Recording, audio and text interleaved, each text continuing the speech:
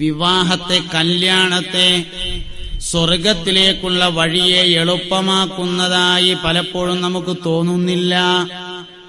നമ്മുടെ നാട്ടിലൊക്കെ ഒരു സാധാരണ ഒരു പ്രയോഗമുണ്ട്, പെണ്ണ് കെട്ടിയാൽ കാല് കെട്ടി. ഒരു നാടൻ പ്രയോഗമാണ്. എന്ന് പറഞ്ഞാൽ പെണ്ണ് കെട്ടിയാൽ ഇടങ്ങാറായി. സൂറത്തുർ റൂമിന്റെ 22 അല്ലെങ്കിൽ 23 ആയത്തിലാണ് ഖുർആൻ പെണ്ണെട്ടാൻ പറഞ്ഞിട്ടുള്ളത്.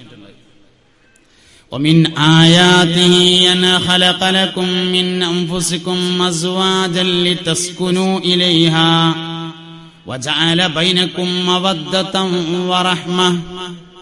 ومن آياته അല്ലാഹുവിന്റെ ദൃഷ്ടാന്തങ്ങളിൽ പെട്ടതാണ് അൻ ഖലഖ ലക്കും മിൻ അൻഫുസിക്കും അസ്വാജാ, നിങ്ങളുടെ അൻഫുസിൽ നിന്നു തന്നെ നിങ്ങൾക്ക് ഇണകളെ സൃഷ്ടിച്ചിരിക്കുന്നു എന്നത്.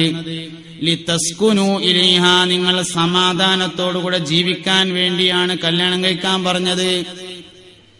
അപ്പോ കല്യാണത്തിന് ശേഷം സമാധാനം കൂടിയിട്ടുണ്ടെങ്കിൽ ഖുർആൻ പറഞ്ഞ കല്യാണമാണ് നടന്നത്. ഉള്ള സമാധാനം പൊയ്ക്കുകയാണെങ്കിൽ ഖുർആൻ പറഞ്ഞ കല്യാണം നടന്നിട്ടില്ല എന്ന് മനസ്സിലാക്കണം. ഖുർആൻ പറഞ്ഞ കല്യാണം അല്ലെ പിന്നെ ഖുർആന് തെറ്റണം, അതുണ്ടാവില്ലല്ലോ. പിന്നെ നമുക്ക് തെറ്റിയത് ഈ കാര്യം.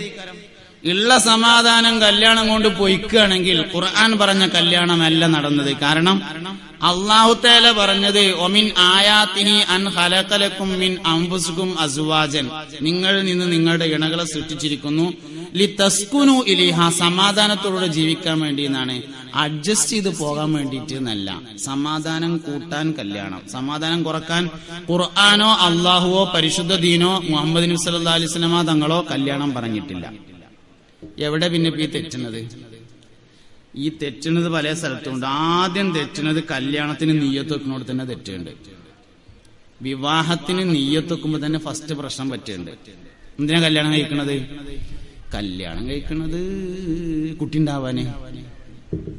അപ്പൊ എന്തിനാ കുട്ടി ഉണ്ടാവണത്? കുട്ടി ഉണ്ടാവണത് വയസ്സാവുമ്പോ നോക്കാന്.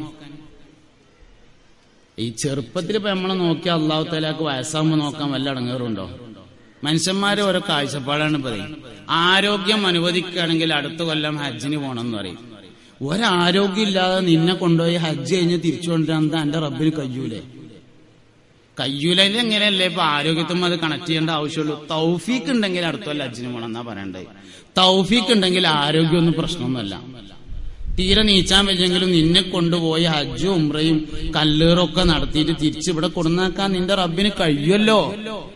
കുട്ടിയായിരിക്കുമ്പോ നിന്നെ നോക്കി അത്ര പ്രയാസം വയസ്സാകുമ്പോ നോക്കാൻ ഏതായാലും ഉണ്ടാവില്ല, ഉറപ്പാണ്. എന്തായാലും പിന്നെ അത്യാവശ്യം വട്ടച്ചെലവിനുള്ള കായ് പെൻഷനായിട്ട് കിട്ടും, ബാക്കിയല്ലേ ഉള്ളൂ വേണ്ടത്.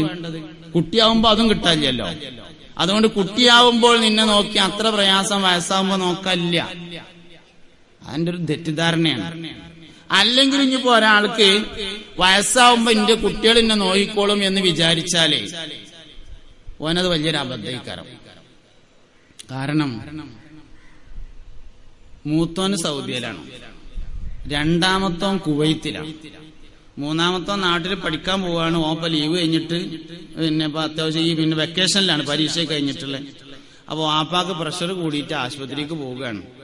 പെൺകുട്ടികളെ 2 കെട്ടിച്ച് പറഞ്ഞയക്കും ചെയ്തിട്ടുണ്ട്. അപ്പൊ ആപ്പ അങ്ങനെ മനസ്സോട് വിചാരിച്ചു പൈസ അയക്കാപ്പം മൂത്തോൻ കുവൈത്തിൽ, രണ്ടാമത്തോൻ കുവൈത്തിലുണ്ട്. പിന്നെ ഇപ്പോ ആശുപത്രിയിൽ നിൽക്കാൻ രണ്ടാമത്തോ ലീവിന് വന്നിട്ടുണ്ട്. പിന്നെ ഇപ്പൊ പെരയത്തെ കാര്യങ്ങളൊക്കെ നോക്കാനില്ല. മൂന്നാമത്തെ വെക്കേഷനായിട്ട് പെരയിലും ഉണ്ട്. ഒരാഴ്ച തിരക്കേടുണ്ടാവില്ല. രണ്ടാമത്തെ ആഴ്ച രണ്ടാമത്തെ മറവ് പോയി നിന്നിട്ട് ഫോൺ എടുത്തിട്ട് വിളിക്കും. ഹലോ കുഞ്ഞാളെ, കുഞ്ഞുട്ടിക്ക് ഒഴിവുണ്ടാന്ന് ആ വാപ്പാന്റെ അടുത്തൊന്ന് വന്ന് നിൽക്കാൻ, എനിക്കൊന്ന് അത്യാവശ്യം പോകാണ്ടായിരുന്നു എന്ന് ചെവിയോണ്ടാണ് കേൾക്കണതിന്റെ മുമ്പ് മൗത്താവൂല. എനിക്ക് എന്റെ മക്കളുണ്ട് എന്ന് തോന്നിയാൽ, എനിക്ക് അള്ളാഹു മാത്രമേ ഉള്ളൂ എന്നൊരാൾക്ക് തോന്നിയാൽ ഒരു കുട്ടിനെ മതിയാവും, ചിലപ്പോ ഒന്നും ആവശ്യം ഉണ്ടാവില്ല. ഇബ്രാഹിം നബി തോരുന്നത് റബ്ബി ലാ തുഖ്സിനി ഹീന യുബ്അസുൻ യൗമ ലാ യൻഫഉ മാലും വലാ ബനൂൻ ഇല്ലാ മൻ അത്തല്ലാഹ ബിഖൽബിൻ സലീം. അല്ലാഹുവേ, എന്നെ നീ ടെൻഷനാക്കരുതേ, ബീസത്തിന്റെ നാളിൽ എന്നെ നീ വിഷമിപ്പിക്കരുത്. റബ്ബി ലാ തുഖ്സിനി ഹീന യുബ്അസുൻ യൗമ ലാ യൻഫഉ മാലും വലാ ബനൂൻ, മുതലും മക്കളും ഉപകാരം ചെയ്യാത്ത ദിവസമാകുന്നു അത്. ആർക്കും ഉപകാരം ചെയ്യൂല എന്നല്ല. ഇല്ലാ മൻ അത്തല്ലാഹ ബിഖൽബിൻ സലീം, ഖൽബുൻ സലീമോടുകൂടെ ചെന്നവനല്ലാതെ. പഠിച്ചോനെ എനിക്ക് നീ മാത്രമേ ഉള്ളൂ എന്നൊരാൾക്ക് തോന്നിയിട്ട് മശരക്ക് ചെന്നാൽ അവിടെയും കുട്ടികളെ കൊണ്ടും മുതലുകൊണ്ടും കാര്യം ഉണ്ടാവും. ആ തോന്നലുണ്ടായില്ലെങ്കിൽ അവിടെയും കാര്യം ഉണ്ടാവില്ല, ഇവിടെയും കാര്യം ഉണ്ടാവില്ല. അതുകൊണ്ട് അള്ളാഹുവെ എനിക്ക് നീ മാത്രമേ ഉള്ളൂ എന്ന് തോന്നലാണ് ഏറ്റവും പ്രധാനം. അതുകൊണ്ട് വയസ്സാവുമ്പോൾ നോക്കാൻ കുട്ടികളെ ആവശ്യമൊന്നുമില്ല. അള്ളാഹു തആലക്ക് കുട്ടികളെ വെച്ചിട്ട് നോക്കാന്നുള്ള പരിപാടിയൊന്നുമില്ല. പിന്നെ മനസ്സിലായി. കുറെ സ്വത്തും മുതലൊക്കെ ഇല്ല, അതിനൊരു അനന്തരാവകാശിനെ വേണ്ടേ എന്നുള്ളതാണ്. അതിനൊരു തെളിവുണ്ട്. സക്കരിയ നബി ദ്വാരന്നിട്ടുണ്ട്. എന്ത്? യരിസുനി വയരിസു മിൻ ആലി യഅഖൂബ വജഅൽഹു റബ്ബി റളിയ. സക്കരിയ നബി ദ്വാരന്ന് പഠിച്ചോനെ എന്നിൽ നിന്നും ആലി യഅഖൂബിൽ നിന്നും അനന്തരമെടുക്കാൻ വേണ്ടി എനിക്കൊരു കുട്ടിയെ തരണേ. അപ്പോഴാണ് ഐഡിയ കിട്ടിയത്. ഏത്? അനന്തരം എടുക്കാനാണ്. അവിടെ നമ്മൾ മനസ്സിലാക്കേണ്ട ഒരു കാര്യമുണ്ട്, അമ്പിയാക്കളുടെ സ്വത്തിൽ അനന്തരമില്ല. നഹ്നു മആശറൽ അംബിയാ ലാ നൂറസു ഹബീബുനാ റസൂലുള്ളാഹി. അമ്പിയാക്കളുടെ സമൂഹം സ്വത്തിൽ അനന്തരമില്ലാത്തവരാണ്. സുലൈമാൻ നബി അലൈഹി ഇസ്ലാം മരിച്ചപ്പോൾ പോലും മക്കൾക്ക് ഒരൊക്കെ മുതലില്ല. എന്തിനാ പണ്ടൊക്കെ പറയണത്? മുഹമ്മദ് നബി സല്ലല്ലാഹു അലൈഹി വസല്ലം തങ്ങൾ വഫാത്താവുമ്പോൾ പോലും ഓഹരി ചെയ്യാൻ സമ്പത്തില്ല. അമ്പിയാക്കളുടെ സ്വത്തിൽ അനന്തരമില്ല. പിന്നെന്താ അനന്തരം? എന്താണ് അനന്തരം? സക്കരിയ നബി ദുആ ചെയ്തത് നുബുവത്തിലെ അനന്തരമാണ്. നുബുവത്തിലെ അനന്തരമാണ്. അപ്പൊ പിന്നെ എന്തിനാ കല്യാണം കഴിക്കുന്നത്? അത് വലിയൊരു പ്രശ്നമാണ്. അത് തീരുമാനമായ ഒക്കെ തീരുമാനമായി. അപ്പൊ ഇനിയിപ്പോ കഴിച്ചു കഴിഞ്ഞില്ല, ഇനിയിപ്പോ എന്താ കാട്ടുക? ഇനിയിപ്പോ എന്താ ഇപ്പൊ തീരുമാനമാക്കുക തന്നെയല്ല. അപ്പൊ എന്താ ചെയ്യണം? ഇനിയിപ്പോ ഒന്നുകൂടി കഴിക്കാൻ ഏതായാലും നിർവാഹമില്ല. തീരുമാനപ്പണ്ട ആക്കന്നെ. എന്തിനായിരുന്നു കഴിച്ചത് തീരുമാനിക്കുക. എന്തിനാ? ഉമർ ഇബ്നുൽ ഖത്താബ് റളിയല്ലാഹു അൻഹു പറഞ്ഞതായി കാണാം, ഞാൻ ഇസ്ലാമിലേക്ക് വന്നതിന് ശേഷം മുഹമ്മദ് നബി സല്ലല്ലാഹു അലൈഹി വസല്ലമ തങ്ങൾക്ക് വേണ്ടിയല്ലാതെ എന്റെ ഭാര്യയുമായി ഇണ ചേർന്നിട്ടില്ല. ഞാൻ ഇസ്ലാമിക്ക് വന്നതിന് ശേഷം ഉമർ റളിയല്ലാഹു അൻഹു ഒരുപാട് വർത്താനം പറഞ്ഞു. ഇങ്ങനെ വളരെ പ്രധാനപ്പെട്ട വർത്താനം. ഖാദി ഇയാദ് റളിയല്ലാഹു അൻഹു തന്റെ കിതാബ് ശിഫയുടെ ആദ്യ ഭാഗത്ത് ഉമർ റളിയല്ലാഹു അൻഹുവിന്റെ കുറെ വർത്താനം പറയുന്നുണ്ട്. ഒരിക്കൽ പറഞ്ഞു, അള്ളാന്റെ റസൂലെ, എന്റെ വാപ്പ ഖത്താബ് മുസ്ലിം ആകുന്നതിനേക്കാൾ നിങ്ങളെ അളാപ്പ അബൂ ത്വാലിബ് മുസ്ലിം ആകുന്നതാണ് എനിക്കിഷ്ടം എന്ന് പറഞ്ഞു.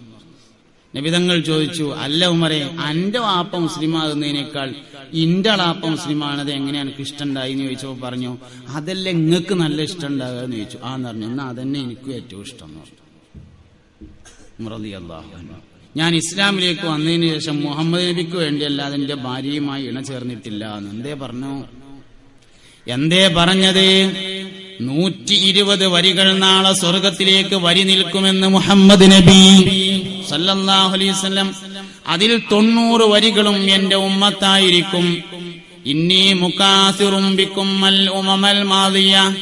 കഴിഞ്ഞുപോയ ഉമ്മത്തുകൾക്കിടയിൽ നിങ്ങളുടെ പെരുപ്പം കണ്ട് ഞാൻ അഭിമാനം പറയുന്നതാണെന്ന് മുഹമ്മദ് നബി. നാളെ സ്വർഗത്തിലേക്ക് പോവാൻ വേണ്ടി 120 വരികൾ വരി നിൽക്കുമ്പോ 90 വരികൾ മുഹമ്മദ് നബിയുടെ ഉമ്മത്താകുമ്പോ, അല്ലാഹുവേ, ആ വരിയിൽ നിർത്താൻ എനിക്കൊരു കുട്ടിയെ തരണേ എന്ന നീയത്തിലാണ്. കുട്ടിയും വേണ്ടത്, കല്യാണവും വേണ്ടത്. മുഹമ്മദ് നബി സല്ലല്ലാഹു അലൈഹി വസല്ലമയുടെ ഉമ്മത്തിന്റെ വർധനവിന് വേണ്ടി ഒരാൾ വിവാഹം കഴിച്ചാൽ അവന്റെ കുടുംബജീവിതം സന്തോഷമാകും. നിയത്ത് തെറ്റിയൊക്കെ തെറ്റി. മുഹമ്മദ് നബി സല്ലല്ലാഹു അലൈഹി വസല്ലമയുടെ ഉമ്മത്തിന്റെ വർധനവിനാണ് നമ്മൾ കല്യാണം കഴിച്ചിട്ടുള്ളത്, വേറെ ഒന്നിനുമല്ല. ബാക്കിയൊക്കെ അതിന്റെ കൂടെ ഉണ്ടായിക്കോളും. മക്കള് സ്വാലിഹാവലൊക്കെ അതിന്റെ ഒപ്പം ഉണ്ടാവും. ശൈത്താനെ തൊട്ട് കാവലാവലൊക്കെ അതിന്റെ ഒപ്പം ഉണ്ടാവും. നമ്മളെ നോക്കലും നോക്കാതിരിക്കലും ഒക്കെ അജ്ജിനും ഉണ്ടാവലും ഒക്കെ അതിന്റെ കൂടെ ഉണ്ടായിക്കോളും. അതൊന്നും വേണ്ട. മുഹമ്മദ് നബിയുടെ ഉമ്മത്തായി നാളെ സ്വർഗത്തേക്ക് വരിക്കുമ്പോ ആ വരിയിൽ ഇങ്ങനെ നിൽക്കണം. ഇണ്ട് എന്ന് പറഞ്ഞിട്ട് 8 കുട്ടികള്. അതിനെ നമുക്ക് മക്കള്.